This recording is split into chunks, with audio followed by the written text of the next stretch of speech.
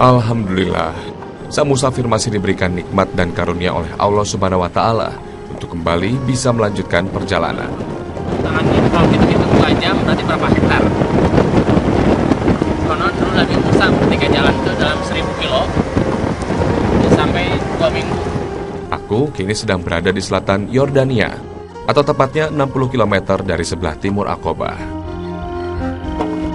Wadi Ram atau Lembah Iram, juga dikenal dengan nama The Valley of the Moon, adalah sebuah lembah berbatu pasir dan batu granit. Ini merupakan lembah terbesar di Yordania. Arti dari kata Ram sendiri berasal dari akar bahasa Aram yang berarti tinggi. Wadi Ram telah dihuni oleh banyak kebudayaan manusia sejak zaman prasejarah. Dengan budaya termasuk banyak tanda-tanda peninggalan kaum Nabatean, berupa lukisan batu, grafiti, dan kuil. Sepanjang perjalanan terbentang padang pasir yang begitu luas dengan bukit-bukit batu yang tinggi, membuat siapapun yang melihatnya akan teringat dengan kekuasaan Allah Subhanahu wa Ta'ala. Subhanallah, segala puji bagi Allah Sang Maha Pencipta di muka bumi. Perjalananku kali ini adalah untuk menyusuri jejak peradaban para kaum yang ingkar akan nikmat Allah.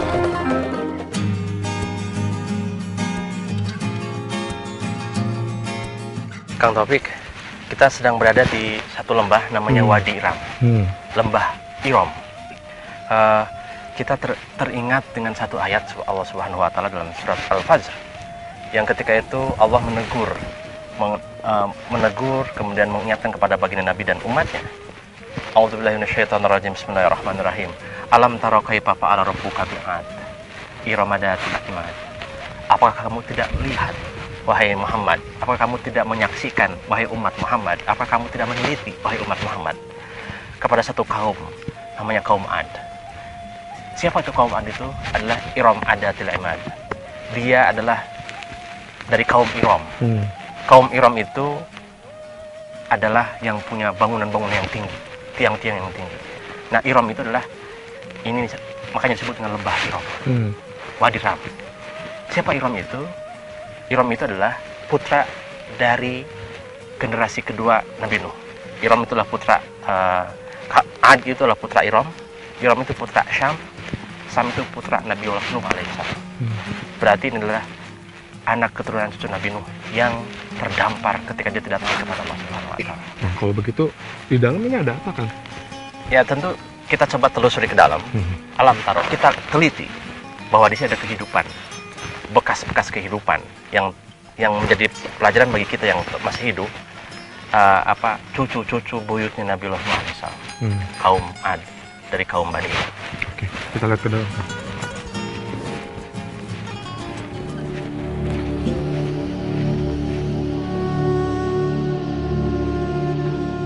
Dalam Al-Quran, banyak sekali dijelaskan tentang kehancuran bangsa-bangsa atau kaum yang tidak mau beriman kepada Allah Subhanahu wa Ta'ala. Di antaranya adalah bangsa Ad sebagai umat Nabi Hud, kaum Tsamud dari umat Nabi Saleh, bangsa Madian umat dari Nabi Shu'aib, kaum Nabi Ibrahim, serta kaum Nabi Nuh. Jika dilihat silsilah turun-temurun, kaum dari para Nabiullah ini saling berkaitan. Kaum yang cukup terkenal pada masa sesudah Nabi Nuh alaihissalam adalah kaum Ad dan Tsamud. Dalam Al-Quran disebutkan bahwa setelah kaum Nabi Nuh dibinasakan, kaum lain yang juga dimusnahkan adalah kaum Ad dan kaum Tsamud.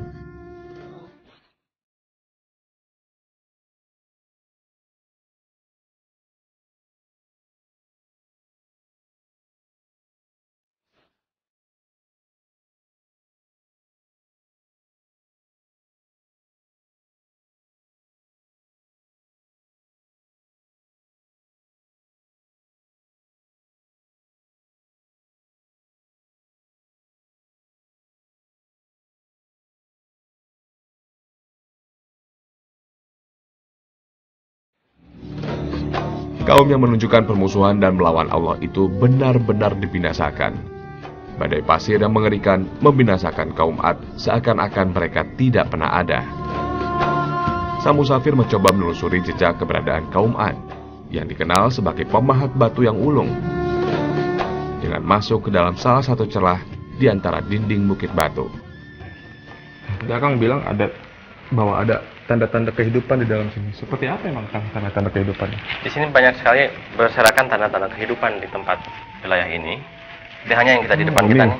Nah, seperti di batu ini kan menggambarkan orang sedang berburu, menunggang kuda. Ya.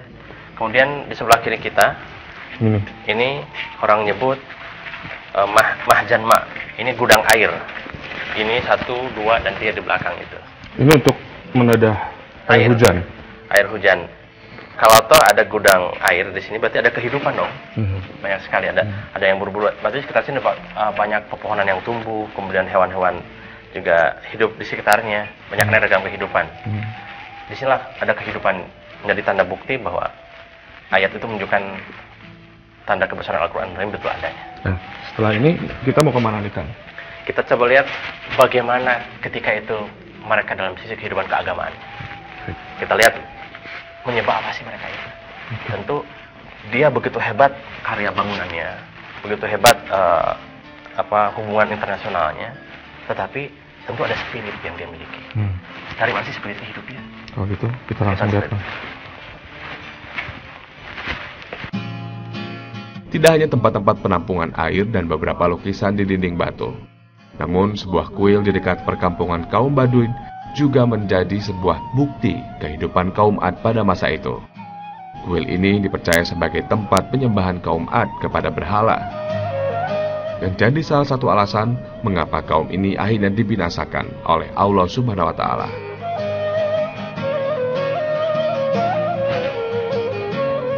Nah, Kang, tadi Kang sempat bilang kan, kalau mereka ada peradaban, mereka pastinya punya spirit. Ini juga sepertinya kuil. Apakah ini yang menjadi spirit mereka, Kang? Betul Kang Taufik. Mereka tentu punya ilah, punya Tuhan. Tuhan itu yang menjadikan dia mendorong untuk memakmurkan rumah bumi ini. Dan tadi begitu hebat peradaban yang dia ciptakan, kaum Ad, kaum Samud, hatta Fir'aun juga, dia ciptakan peradaban yang sangat hebat sekali. Sehingga tidak ada satu contoh pun di negeri ini sekarang, saking begitu dasar peradaban yang dibangun. Ternyata ini adalah kuil, tempat ma'badnya mereka. Jadi kuil ini terus menjadi setiap periode mengalami pembaruan. Umat setelahnya menuhankan ini. Orang yang tidak Tuhan kepada Allah Subhanahu wa Ta'ala. Ini adalah mereka menyembah satu patung, banyak-banyak Tuhan, namanya patung Al-Lata. Sebelah kanan dan kiri belakang itu adalah semacam petak-petak menjadi rumah-rumah bagi mereka. Ada Tuhan yang sangat terkenal, yaitu Al-Ilah Dzusar. Dzusar itu adalah Tuhan yang punya gunung ini, Jibal. Yang tadi Al-Jibal Autad. Al-Jibal, gunung-gunung yang menjadi pasak bumi. Gunung itulah yang menjadikan tiang-tiang tinggi sekali. Kita lihat penelusuran ini, bagaimana musafir kita, bagaimana berakhirnya umat yang menuhankan selain Allah Subhanahu wa Ta'ala. Ini sebagai bukti, tetapi dia punya spirit untuk membangun peradaban ini. Dia menikmati dunianya ini, tetapi hanya di dunia saja dia menikmati, tidak menikmati di akhirat kelak. Sehingga nanti bagaimana kita lihat endingnya, berakhirnya umat-umat yang umat Ad, Samud, Fir'aun itu yang menuhankan selain Allah Subhanahu wa Ta'ala. Ingatlah atas nikmat Allah itu, tetapi satu, jangan engkau menyebarkan kerusakan di muka bumi. Hanya itu.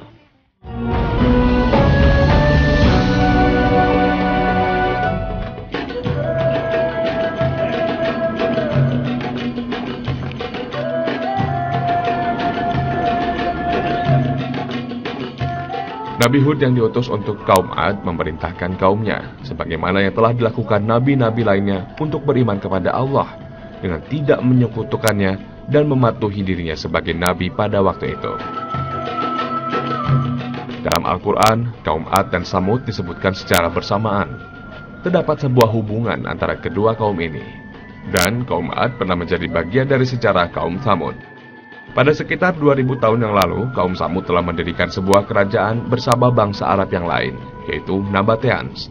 Saat ini, di Lembah Ram, yang juga berdekatan dengan Lembah Petra di Yordania, dapat dilihat berbagai contoh karya pahat batu yang terbaik dari kaum ini. Sebagaimana disebutkan dalam Al-Quran, kaum Samud ini memiliki kemahiran dan keahlian dalam bidang petukangan, ukiran, dan pahat memahat.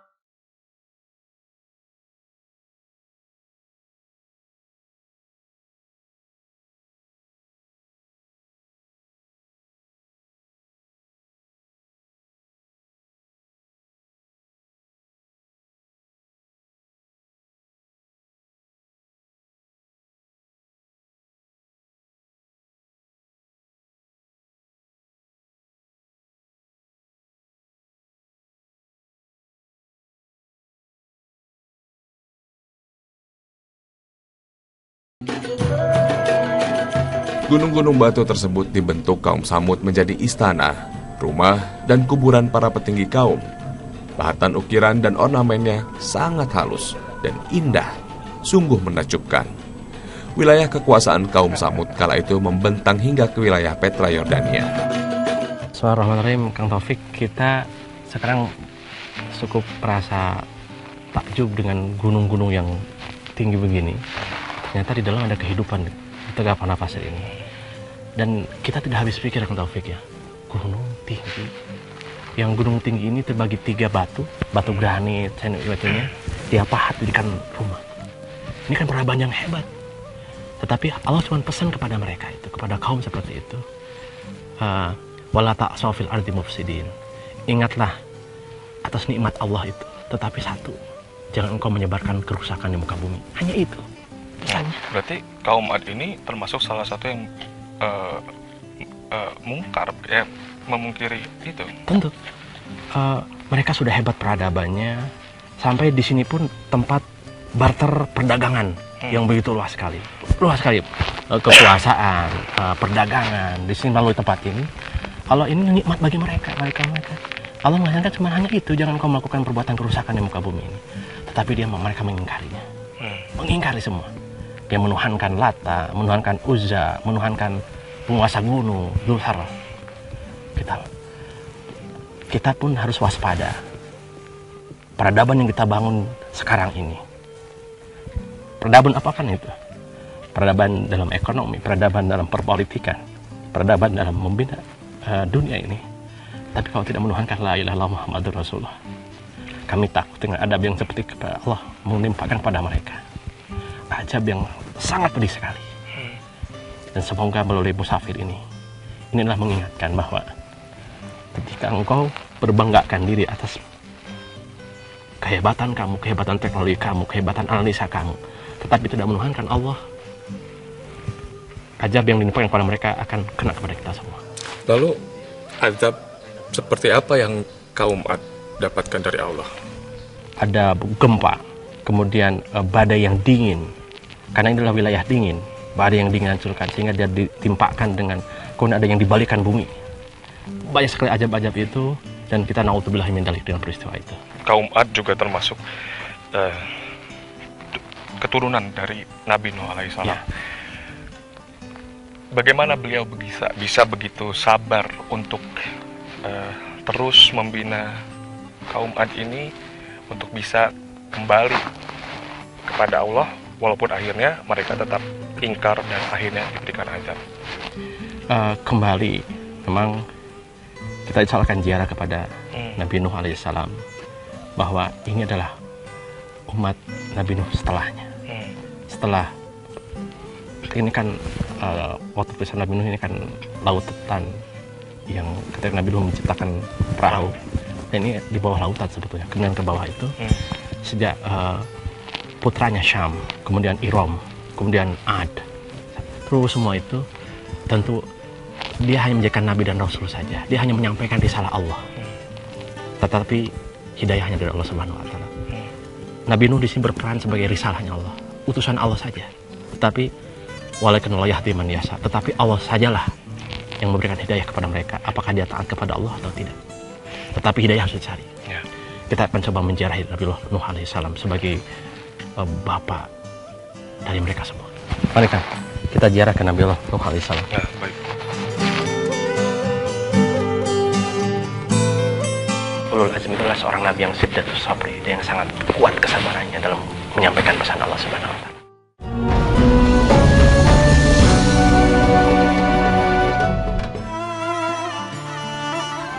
Setelah mendengar kisah tentang kaum Ad dan kaum Tsamud, aku, sang musafir, jadi teringat dengan perjuangan Nabi Nuh alaihissalam untuk membimbing umatnya kembali ke jalan Allah Subhanahu wa Ta'ala.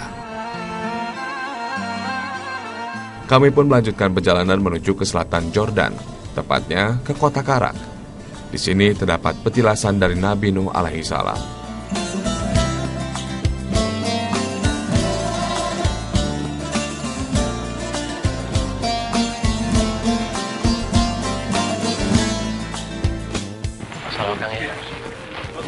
Nabi Harun di bukit dimakamkannya.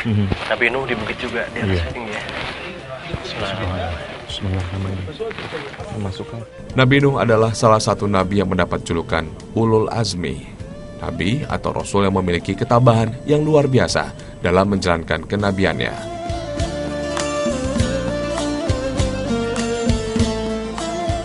Bayangkan saja, Nabi Nuh berdakwah selama 950 tahun untuk menyadarkan umatnya agar mengikuti semua perintah Allah dan menjauhi segala larangannya. Namun yang beriman hanyalah sekitar 80 orang. Kaumnya mendustakan dan memperolok-olok Nabi Nuh. Lalu Allah mendatangkan banjir yang besar yang kemudian menenggelamkan mereka yang ingkar, termasuk anak dan istri Nabi Nuh. لقد أرسلنا نوحا إلى قومه فلبث فيهم ألف سنة إلا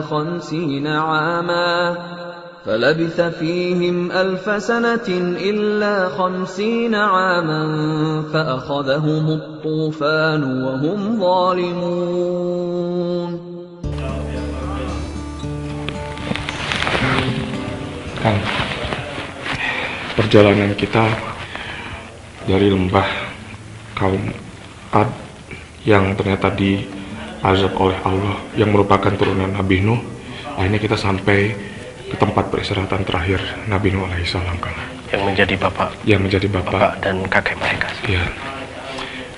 Perjuangannya kalau tidak salah Nabi Nuh alaihissalam untuk menyadarkan kaum Ad butuh waktu yang cukup lama, Kang. Ya, Kang Taufik, ada doa beliau yang sangat dalam sekali sebagai seorang nabi dan rasul. Apa itu, Kang? Beliau berdoa di sana dalam fatrah fase menyebarkan agama Allah. Dalam surat Nuh menyampaikan, qala Nuh rabbi la tadar alal kafirina fil ardi dayyara. Ya Allah, jangan biarkan seorang pun dari kaum kafir itu tinggal di muka bumi ini. Begitu dalam sekali ini doa.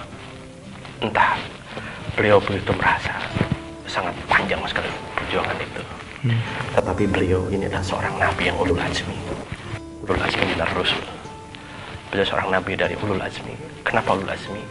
Ulul azmi adalah seorang nabi yang syiddatus sabri, dia yang sangat kuat kesabarannya dalam menyampaikan pesan Allah Subhanahu wa Ta'ala. Sampai Nabi Nuh mengomentari dalam ayat surat Nuh itu, waqad adallu katsiran, dan mereka itu dan setelahnya telah banyak menyesatkan manusia. Wala tajidid dhalimina illa dhalala. Ya Allah, jangan Engkau tambah kaum kafir itu kecuali tambah kesesatannya. Dalam paparan itu Nabi Nuh sangat jelas kisahkan dalam surat Nuh itu bahwa setelah Sam, kemudian Iram, kemudian ada selanjutnya, sehingga diingatkan kepada Nabi Muhammad SAW dan alam tara kaifa rabbuka bi'ad. Kemudian ada 3 kaum, Ad, Samud dan Firaun. Itu supaya kita menganalisa ada apa dengan kaum itu. Sebagai ibrah bagi kita, ternyata ketakwaanlah yang menyelamatkan kehidupan dunia dan akhirat itu. Amin, Kang. Kalau begitu kita pamit, salam, kita akan melanjutkan perjalanan. Sampai masih panjang. Iya. Assalamualaikum warahmatullahi wabarakatuh. Sejumlah kisah mengenai kaum ingkar mestinya dapat menjadi cermin yang dapat diambil hikmahnya. Tiada Tuhan yang patut disembah melainkan Allah yang maha mulia lagi maha agung. Segala puji bagi Allah, Tuhan semesta alam. Ya Allah, karuniakanlah kami kebajikan di dunia dan akhirat, dan jauhkan kami dari siksa neraka.